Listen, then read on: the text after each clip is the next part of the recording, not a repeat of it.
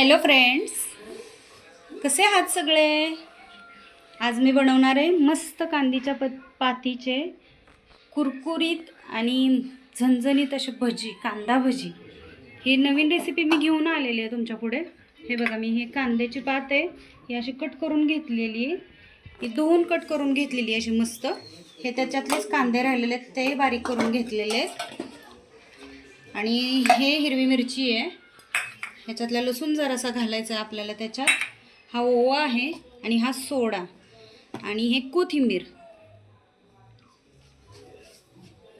आता ही मिरची आणि लसूण, थोडासा ओवा, हे बघा थोडासा ओवा, आणि मी जरा घालणार आहे हे जिरे. हे सगळं मटेरियल आपण मस्त असं बारीक करून घेऊया. हे लसूण, जिरे, ओवा, हिरवी मिरची हे सगळं मी बारीक करून घेतलंय असं मिक्स करून. ह्याच्यात आता मी मीठ घातलेलं आहे, चवीनुसार टाकायचं आहे आपण.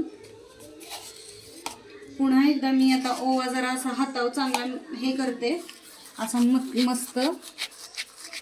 हे बघा, ओवा टाकला मी ह्याच्यात. थोडासा सोडा,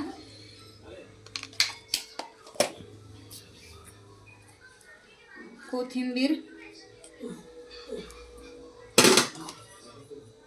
हळद. हे तर सगळं आता मिक्स करून घ्यायचं आणि ह्याच्यात बेसन पीठ घालायचं आहे. आपण हे बनवलेलं आहे ना, मिरची वगैरे हे सगळं त्याच्यात ॲड करायचं.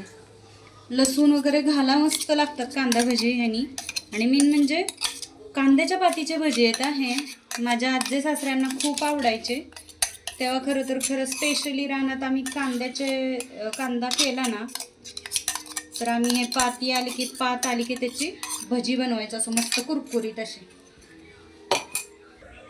हे जरासं मी कॉर्नफ्लॉवरचं पीठ टाकलेलं आहे ह्याच्यात, म्हणजे कुरकुरीतपणा येतो त्याला जास्त.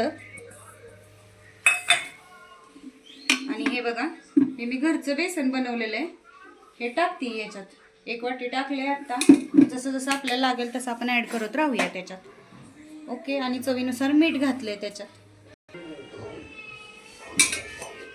आता नको टाकू.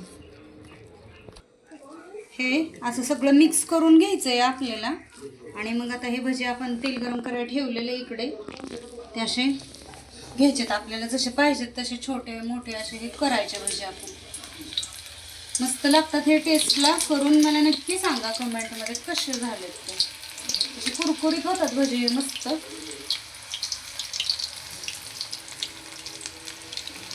कसे मस्त होतात.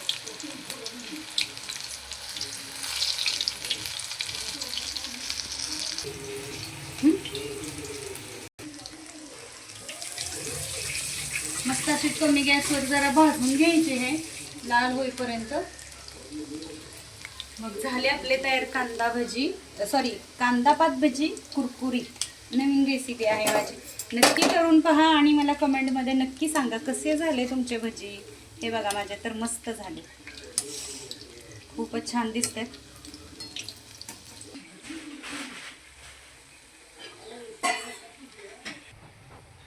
हे बघा, हे आपले कांदा पातीचे भजी मस्त कुरकुरीत तयार झालेले.